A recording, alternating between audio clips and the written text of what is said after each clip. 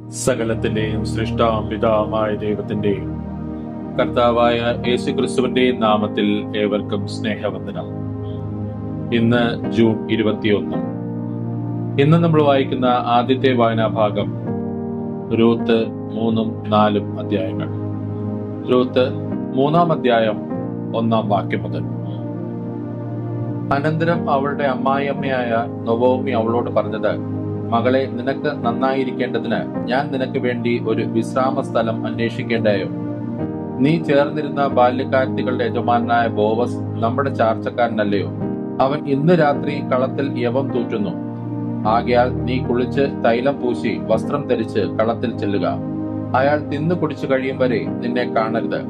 ഉറങ്ങുവാൻ പോകുമ്പോൾ അവൻ കിടക്കുന്ന സ്ഥലം മനസ്സിലാക്കി ചെന്ന് അവന്റെ കാലിന്മേലുള്ള പുതപ്പ് പൊക്കി അവിടെ കിടന്നുകൊള്ളുക. എന്നാൽ നീ എന്ത് ചെയ്യണമെന്ന് അവൻ നിനക്ക് പറഞ്ഞു തരും. അതിനവൾ, നീ പറയുന്നതൊക്കെ ഞാൻ ചെയ്യാം എന്ന് അവളോട് പറഞ്ഞു. അങ്ങനെ അവൾ കളത്തിൽ ചെന്ന് അമ്മായിയമ്മ കൽപ്പിച്ചതുപോലെ ഒക്കെയും ചെയ്തു. ബോവസ് തിന്നു കുടിച്ച് ഹൃദയം തെളിഞ്ഞ ശേഷം യവകൂമ്പാരത്തിന്റെ ഒരു വശത്ത് കിടന്നു. അവളും പതുക്കെ ചെന്ന് അവന്റെ കാലിന്മേലുള്ള പുതപ്പ് പൊക്കി അവിടെ കിടന്നു. അർദ്ധരാത്രിയിൽ അവൻ ഞെട്ടിത്തിരിഞ്ഞു. തന്റെ കാൽക്കൽ ഒരു സ്ത്രീ കിടക്കുന്നത് കണ്ടു. നീ ആർ എന്ന് അവൻ ചോദിച്ചു. ഞാൻ നിന്റെ ദാസിയായ റൂത്ത്. നിന്റെ പുതപ്പ് അടിയന്റെ മേൽ ഇടണമേ. നീ വീണ്ടെടുപ്പുകാരനല്ലോ എന്ന് അവൾ പറഞ്ഞു. അതിന് അവൻ പറഞ്ഞത്, മകളെ, നീ യഹോവയാൽ അനുഗ്രഹിക്കപ്പെട്ടവൾ. ദരിദ്രന്മാരോ ധനവാന്മാരോ ആയ ബാല്യക്കാരെ നീ പിന്തുടരാതിരിക്കാൻ ആദ്യത്തേതിൽ അധികം ദയ ഒടുവിൽ കാണിച്ചിരിക്കുന്നു. ആകയാൽ മകളെ, ഭയപ്പെടേണ്ട. നീ ചോദിക്കുന്നതൊക്കെയും ഞാൻ ചെയ്തു തരാം. നീ ഉത്തമ സ്ത്രീ എന്ന് എന്റെ ജനമായ പട്ടണക്കാർക്ക് എല്ലാവർക്കും അറിയാം. ഞാൻ നിന്റെ വീണ്ടെടുപ്പുകാരൻ എന്നത് സത്യം തന്നെ. എങ്കിലും എന്നേക്കാൾ അടുത്ത ഒരു വീണ്ടെടുപ്പുകാരൻ ഉണ്ട്. ഈ രാത്രി താമസിക്ക. നാളെ അവൻ നിനക്ക് വീണ്ടെടുപ്പുകാരന്റെ മുറ നിവർത്തിച്ചാൽ കൊള്ളാം. അവൻ നിവർത്തിക്കട്ടെ. വീണ്ടെടുപ്പുകാരന്റെ മുറ നിവർത്തിപ്പാൻ അവന് മനസ്സില്ലെങ്കിലോ, യഹോവയാണ് ഞാൻ നിനക്ക് വീണ്ടെടുപ്പുകാരന്റെ മുറ നിവർത്തിച്ചു തരും. രാവിലെ വരെ കിടന്നുകൊള്ളുക. അങ്ങനെ അവൾ രാവിലെ വരെ അവന്റെ കാൽക്കൽ കിടന്നു. ഒരു സ്ത്രീ കളത്തിൽ വന്നത് ആരും അറിയരുതെന്ന് അവൻ പറഞ്ഞിരുന്നത് കൊണ്ട് ആളറിയാറാകും മുമ്പേ അവൾ എഴുന്നേറ്റു. നീ ധരിച്ചിരിക്കുന്ന പുതപ്പ് കൊണ്ടുവന്ന് പിടിക്ക എന്ന് അവൻ പറഞ്ഞു. അവൾ അത് പിടിച്ചപ്പോൾ അവൻ 6 ഡങ്ങഴി യവം അതിൽ അളന്നുകൊടുത്തു. അവൾ പട്ടണത്തിലേക്ക് പോയി. അവൾ അമ്മായിയമ്മയുടെ അടുക്കൽ വന്നപ്പോൾ, നിന്റെ കാര്യം എന്തായി മകളെ എന്ന് അവൾ ചോദിച്ചു. അയാൾ തനിക്ക് ചെയ്തതൊക്കെയും അവൾ അറിയിച്ചു. അമ്മായിയമ്മയുടെ അടുക്കൽ വെറും കൈയായി പോകരുത് എന്ന് അവൻ എന്നോട് പറഞ്ഞാൽ ഈ 6 ഡങ്ങഴി യവവും എനിക്ക് തന്നു എന്ന് അവൾ പറഞ്ഞു. അതിനവൾ, എന്റെ മകളെ, ഈ കാര്യം എന്താകുമെന്ന് അറിയുവോളം നീ അനങ്ങാതിരിക്കാം. ഇന്ന് ഈ കാര്യം തീർക്കും വരെ അയാൾ സ്വസ്ഥമായിരിക്കയില്ല എന്ന് പറഞ്ഞു. രൂത്ത് 4-ാം അധ്യായം 1-ാം വാക്യം മുതൽ. എന്നാൽ ബോവസ് പട്ടണവാതിൽക്കൽ ചെന്ന് അവിടെയിരുന്നു. ബോവസ് പറഞ്ഞിരുന്ന വീണ്ടെടുപ്പുകാരൻ കടന്നു പോകുന്നത് കണ്ട്, എടോ, ഇങ്ങോട്ട് വന്ന് ഇവിടെ ഇരിക്ക എന്ന് അവനോട് പറഞ്ഞു. അവൻ ചെന്ന് അവിടെയിരുന്നു. പിന്നെ അവൻ പട്ടണത്തിലെ മൂപ്പന്മാരിൽ 10 പേരെ വരുത്തി, ഇവിടെ ഇരിപ്പിൻ എന്ന് പറഞ്ഞു. അവരും ഇരുന്നു.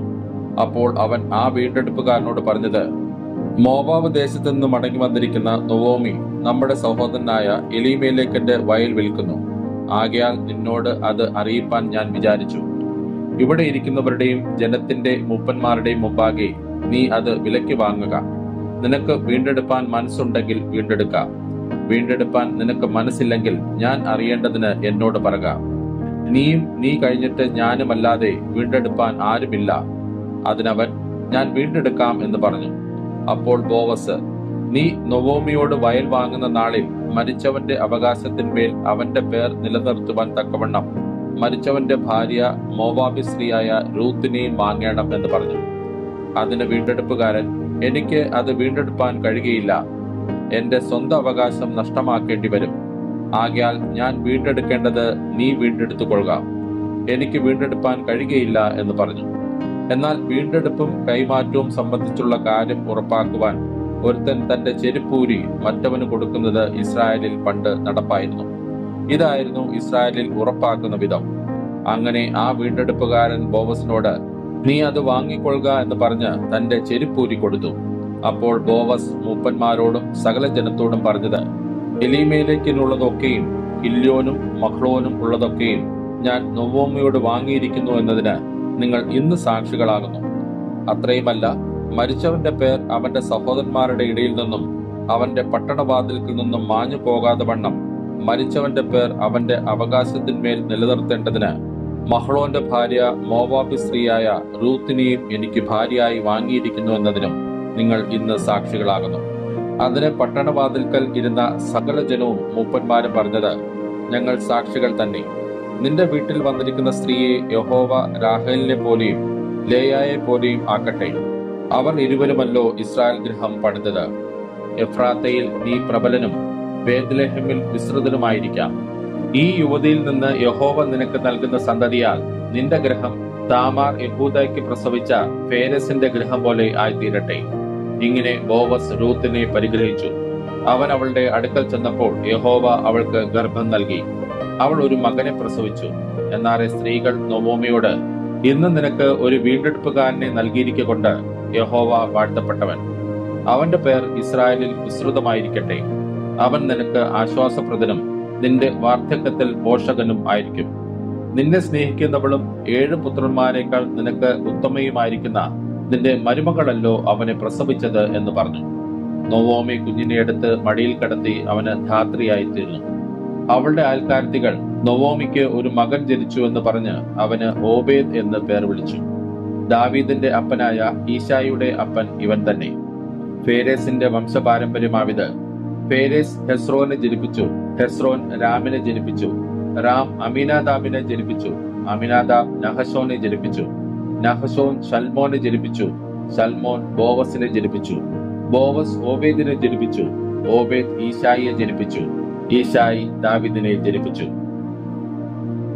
ഇന്ന് നമ്മൾ വായിക്കുന്ന രണ്ടാമത്തെ വായനാഭാഗം യെശയ്യാ പ്രവാചകന്റെ പുസ്തകം 45-ാം അധ്യായം. യെശയ്യാ പ്രവാചകന്റെ പുസ്തകം 45-ാം അധ്യായം 1-ാം വാക്യം മുതൽ. യഹോവ തന്റെ അഭിഷിക്തനായ കോരേസിനോട് ഇപ്രകാരം അരുളിച്ചെയ്യുന്നു. അവന് ജാതികളെ കീഴടക്കി രാജാക്കന്മാരുടെ അരക്കച്ചകളെ അഴിക്കേണ്ടതിനും കതകുകൾ അവന് തുറന്നിരിക്കേണ്ടതിനും വാതിലുകൾ അടയാതിരിക്കേണ്ടതിനും ഞാൻ അവന്റെ വലങ്കൈ പിടിച്ചിരിക്കുന്നു. ഞാൻ നിനക്ക് മുമ്പായി ചെന്ന് ദുർഘടങ്ങളെ നിരപ്പാക്കുകയും താമരവാതിലുകളെ തകർത്ത് ഇരുമ്പോടാമ്പലുകളെ ഖണ്ഡിച്ചു കളയുകയും ചെയ്യും. നിന്നെ പേർ ചൊല്ലി വിളിക്കുന്ന ഞാൻ യഹോവ, ഇസ്രായേലിന്റെ ദൈവം തന്നെ എന്ന് നീ അറിയേണ്ടതിന് ഞാൻ നിനക്ക് ഇരുട്ടിലെ നിക്ഷേപങ്ങളെയും മറവിടങ്ങളിലെ ഗുപ്തനിധികളെയും തരും. എന്റെ ദാസനായ യാക്കോബ് നിമിത്തവും എന്റെ വൃദ്ധനായ ഇസ്രായേൽ നിമിത്തവും ഞാൻ നിന്നെ പേർ ചൊല്ലി വിളിച്ചിരിക്കുന്നു. നീ എന്നെ അറിയാതിരിക്കെ ഞാൻ നിന്നെ ഓമന പേർ ചൊല്ലി വിളിച്ചിരിക്കുന്നു. ഞാൻ യഹോവയാകുന്നു, മറ്റൊരുത്തനുമില്ല, ഞാനല്ലാതെ ഒരു ദൈവവുമില്ല. നീ എന്നെ അറിയാതിരിക്കെ ഞാൻ നിന്റെ അര മുറുക്കിയിരിക്കുന്നു. സൂര്യോദയത്തെങ്കിലും അസ്തമാനത്തെങ്കിലും ഉള്ളവർ ഞാനല്ലാതെ മറ്റൊരുത്തനുമില്ല എന്ന് അറിയേണ്ടതിന് തന്നെ. ഞാൻ യഹോവയാകുന്നു, മറ്റൊരുത്തനുമില്ല. ഞാൻ പ്രകാശത്തെ നിർമ്മിക്കുന്നു, അന്ധകാരത്തെയും സൃഷ്ടിക്കുന്നു. ഞാൻ നന്മയെ ഉണ്ടാക്കുന്നു, തിന്മയെയും സൃഷ്ടിക്കുന്നു. യഹോവയാ ഞാൻ ഇതൊക്കെയും ചെയ്യുന്നു. ആകാശമേ, മേലിൽ നിന്ന് പൊഴിക്കുക. മേഘങ്ങൾ നീതിയെ വർഷിക്കട്ടെ. രക്ഷ വിളയേണ്ടതിന് ഭൂമി തുറന്നു വരട്ടെ. അത് നീതിയെ മുളപ്പിക്കട്ടെ. യഹോവയാ ഞാൻ ഇത് സൃഷ്ടിച്ചിരിക്കുന്നു. നിലത്തിലെ കലനുറുക്കുകളുടെ ഇടയിൽ ഒരു കലനുറുക്കായിരിക്കെ തന്നെ സൃഷ്ടിച്ചവനോട് തർക്കിക്കുന്നവന് അയ്യോ കഷ്ടം. മനയുന്നവനോട് കളിമണ്ണ്, നീ എന്തുണ്ടാക്കുന്നുവെന്നും കൈപ്പണി, അവന് കൈയില്ല എന്ന് പറയുമോ? അപ്പനോട് നീ ജനിപ്പിക്കുന്നത് എന്ത് എന്നും സ്ത്രീയോട് നീ പ്രസവിക്കുന്നത് എന്ത് എന്നും പറയുന്നവന് അയ്യോ കഷ്ടം. ഇസ്രായേലിന്റെ പരിശുദ്ധനും അവനെ നിർമ്മിച്ചവനുമായ യഹോവ ഇപ്രകാരം അരുളിച്ചെയ്യുന്നു. വരുവാനുള്ളതിനെ കുറിച്ച് എന്നോട് ചോദിപ്പിൻ. എന്റെ മക്കളെയും എന്റെ കൈകളുടെ പ്രവൃത്തിയെയും കുറിച്ച് എന്നോട് കൽപ്പിപ്പിൻ. ഞാൻ ഭൂമിയെ ഉണ്ടാക്കി അതിൽ മനുഷ്യനെയും സൃഷ്ടിച്ചു. എന്റെ കൈ തന്നെ ആകാശത്തെ വിരിച്ച് അതിലെ സകല സൈന്യത്തെയും ഞാൻ കൽപ്പിച്ചാക്കിയിരിക്കുന്നു. ഞാൻ നീതിയിൽ അവനെ ഉണർത്തിയിരിക്കുന്നു. അവന്റെ വഴികളൊക്കെയും ഞാൻ നിരപ്പാക്കും. അവൻ എന്റെ നഗരം പണിയും. വിലയും സമ്മാനവും വാങ്ങാതെ അവൻ എന്റെ പ്രവാസികളെ വിട്ടയക്കും എന്ന് സൈന്യങ്ങളുടെ യഹോവ അരുളിച്ചെയ്യുന്നു. യഹോവ ഇപ്രകാരം അരുളിച്ചെയ്യുന്നു. മിസ്രയീമിന്റെ അധ്വാന ഫലവും കൂശിന്റെ വ്യാപാര ലാഭവും ദീർഘകായന്മാരായ സബായാരും നിന്റെ അടുക്കൽ കടന്നു വന്ന് നിനക്ക് കൈവശമാകും. അവർ നിന്റെ പിന്നാലെ നടക്കും. ചങ്ങലയിട്ടവരായി അവർ കടന്നു വരും. അവർ നിന്നെ വണങ്ങി, നിന്റെ മധ്യേ മാത്രമേ ദൈവമുള്ളൂ, അവനല്ലാതെ വേറൊരു ദൈവവുമില്ല എന്നിങ്ങനെ പറഞ്ഞ് നിന്നോട് യാചിക്കും. ഇസ്രായേലിന്റെ ദൈവവും രക്ഷിതാവുമായുള്ളവേ, നീ മറഞ്ഞിരിക്കുന്ന ദൈവമാകുന്നു സത്യം. അവർ എല്ലാവരും ലജ്ജിച്ച് അമ്പരന്നു പോകും. വിഗ്രഹങ്ങളെ ഉണ്ടാക്കുന്നവർ ഒരുപോലെ അമ്പരപ്പിൽ ആകും. ഇസ്രായേലോ യഹോവയാൽ നിത്യരക്ഷയായി രക്ഷിക്കപ്പെടും. നിങ്ങൾ ഒരു നാളും ലജ്ജിക്കയില്ല, അമ്പരന്നു പോകുകയുമില്ല. ആകാശത്തെ സൃഷ്ടിച്ച യഹോവ ഇപ്രകാരം അരുളിച്ചെയ്യുന്നു: അവൻ തന്നെ ദൈവം. അവൻ ഭൂമിയെ നിർമ്മിച്ചുണ്ടാക്കി. അവൻ അതിനെ ഉറപ്പിച്ചു. വ്യർത്ഥമായിട്ടല്ല അവൻ അതിനെ നിർമ്മിച്ചത്, പാർപ്പിനത്രേ അതിനെ നിർമ്മിച്ചത്.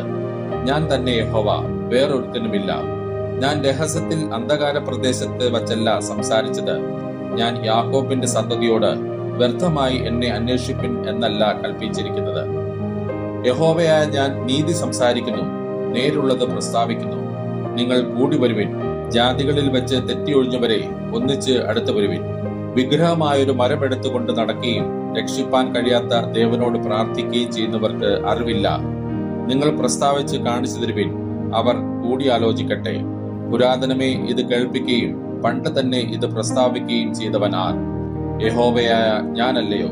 ഞാനല്ലാതെ വേറൊരു ദൈവമില്ല. ഞാനല്ലാതെ നീതിമാനായ ഒരു ദൈവവും രക്ഷിതാവുമില്ല. സകല ഭൂവാസികളുമായുള്ളവരെ എങ്കിലേക്ക് തിരിഞ്ഞ് രക്ഷപ്പെടുവിൻ. ഞാനല്ലാതെ വേറൊരു ദൈവവുമില്ലല്ലോ. എന്നാണ് എന്റെ മുമ്പിൽ ഏത് മുഴങ്കാലും മടങ്ങും, ഏത് നാവും സത്യം ചെയ്യും എന്നിങ്ങനെ എന്റെ വായിൽ നിന്ന് നീതിയും മടങ്ങാത്ത ഒരു വചനവും പുറപ്പെട്ടിരിക്കുന്നു. യഹോവയാൽ മാത്രം നീതിയും ബലവുമുണ്ട് എന്ന് ഓരോരുത്തൻ പറഞ്ഞുകൊണ്ട് അവന്റെ അടുക്കൽ ചെല്ലും. അവനോട് കോപിക്കുന്നവരൊക്കെയും ലജ്ജിച്ചു പോകും. യഹോവയിൽ ഇസ്രായേൽ സന്തതിയെല്ലാം നീതീകരിക്കപ്പെട്ട് പുകഴും. ഇന്ന് നമ്മൾ വായിക്കുന്ന മൂന്നാമത്തെ വായനാഭാഗം യോഹന്നാൻ ഉണ്ടായ വെളിപ്പാട് 1-2 അധ്യായങ്ങൾ. യോഹന്നാൻ ഉണ്ടായ വെളിപ്പാട് 1-ാം അധ്യായം 1-ാം വാക്യം മുതൽ. യേശുക്രിസ്തുവിന്റെ വെളിപ്പാട് വേഗത്തിൽ സംഭവിപ്പാനുള്ളത് തന്റെ ദാസന്മാരെ കാണിക്കേണ്ടതിന് ദൈവം അത് അവന് കൊടുത്തു. അവൻ അത് തന്റെ ദൂതൻ മുഖാന്തരം അയച്ച് തന്റെ ദാസനായ യോഹന്നാന് പ്രദർശിപ്പിച്ചു. അവൻ ദൈവത്തിന്റെ വചനവും യേശുക്രിസ്തുവിന്റെ സാക്ഷിയുമായി താൻ കണ്ടതൊക്കെയും സാക്ഷീകരിച്ചു. ഈ വചനത്തിന്റെ വാക്കുകൾ വായിച്ചു കേൾപ്പിക്കുന്നവനും കേൾക്കുന്നവരും അതിൽ എഴുതിയിരിക്കുന്നത് പ്രമാണിക്കുന്നവരും ഭാഗ്യവാന്മാർ. സമയം അടുത്തിരിക്കുന്നു. യോഹന്നാൻ ആസ്യയിലെ 7 സഭകൾക്കും എഴുതുന്നത്: ഇരിക്കുന്നവനും ഇരുന്നവനും വരുന്നവനുമായവങ്കിൽ നിന്നും അവന്റെ സിംഹാസനത്തിന് മുമ്പിലുള്ള 7 ആത്മാക്കളുടെ പക്കൽ നിന്നും വിശ്വസ്ത സാക്ഷിയും മരിച്ചവരിൽ ആദിജാതനും ഭൂരാജാക്കന്മാർക്ക് അധിപതിയുമായ യേശുക്രിസ്തുവിൽ നിന്നും നിങ്ങൾക്ക് കൃപയും സമാധാനവും ഉണ്ടാകട്ടെ. നമ്മെ സ്നേഹിക്കുന്നവനും നമ്മുടെ പാപങ്ങൾ പോക്കി നമ്മെ തന്റെ രക്തത്താൽ വിടുവിച്ച് തന്റെ പിതാവായ ദൈവത്തിന് നമ്മെ രാജ്യവും പുരോഹിതന്മാരും ആക്കി തീർത്തവനുമായവന് എന്നേക്കും മഹത്വവും ബലവും ആമേൻ. ഇതാ അവൻ മേഘാരൂഢനായി വരുന്നു. ഏത് കണ്ണും അവനെ കുത്തിത്തുളച്ചവരും അവനെ കാണും. ഭൂമിയിലെ ഗോത്രങ്ങളൊക്കെയും അവനെ ചൊല്ലി വിലപിക്കും. ആമേൻ. ഞാൻ ആൽഫയും ഒമേഗയും ആകുന്നു എന്ന് ഇരിക്കുന്നവനും ഇരുന്നവനും വരുന്നവനുമായി സർവശക്തിയുള്ള ദൈവമായ കർത്താവ് അരുളിച്ചെയ്യുന്നു. നിങ്ങളുടെ സഹോദരനും യേശുവിന്റെ കഷ്ടതയിലും രാജ്യത്തിലും സഹിഷ്ണുതയിലും കൂട്ടാളിയുമായ യോഹന്നാൻ എന്ന ഞാൻ ദൈവവചനവും യേശുവിന്റെ സാക്ഷ്യവും നിമിത്തം പത്മോസ് എന്ന ദ്വീപിലായിരുന്നു. കർത്തൃ ദിവസത്തിൽ ഞാൻ ആത്മവിവശനായി നീ കാണുന്നത് ഒരു പുസ്തകത്തിൽ എഴുതി എഫെസോസ്, സ്മുർന, പെർഗമോസ്, തുയതൈര, സർദിസ്, ഫിലാദൽഫ്യ, ലബദോക്യ എന്നീ 7 സഭകൾക്ക് അയക്കുക എന്നിങ്ങനെ കാഹളത്തിനൊത്ത ഒരു മഹാനാദം എന്റെ പുറകിൽ കേട്ടു. എന്നോട് സംസാരിച്ച നാദം എന്ത് എന്ന് ഞാൻ കാണുവാൻ തിരിഞ്ഞപ്പോൾ 7 പൊൻനിലവിളക്കുകളെയും നിലവിളക്കുകളുടെ നടുവിൽ നിലയങ്കി ധരിച്ച് മാറത്ത് പൊൻകച്ച കെട്ടിയവനായി മനുഷ്യപുത്രനോട് സദൃശ്യനായവനെയും കണ്ടു. അവന്റെ തലയും തലമുടിയും വെളുത്ത പഞ്ഞുപോലെ ഹിമത്തോളം വെള്ളയും, കണ്ണ് അഗ്നിജ്വാലയ്ക്ക് ഒത്തതും, കാൽ ഉലയിൽ ചുട്ടുപഴുപ്പിച്ച വെള്ളോട്ടിന് സദൃശവും, അവന്റെ ശബ്ദം പെരുവെള്ളത്തിന്റെ ഇരച്ചിൽ പോലെയും ആയിരുന്നു. അവന്റെ വലകൈയിൽ 7 നക്ഷത്രമുണ്ട്. അവന്റെ വായിൽ നിന്ന് മൂർച്ചയേറിയ ഇരുവായ്ത്തരയുള്ള വാൾ പുറപ്പെടുന്നു. അവന്റെ മുഖം സൂര്യൻ ശക്തിയോട് പ്രകാശിക്കുന്നത് പോലെ ആയിരുന്നു. അവനെ കണ്ടിട്ട് ഞാൻ മരിച്ചവനെ പോലെ അവന്റെ കാൽക്കൽ വീണു.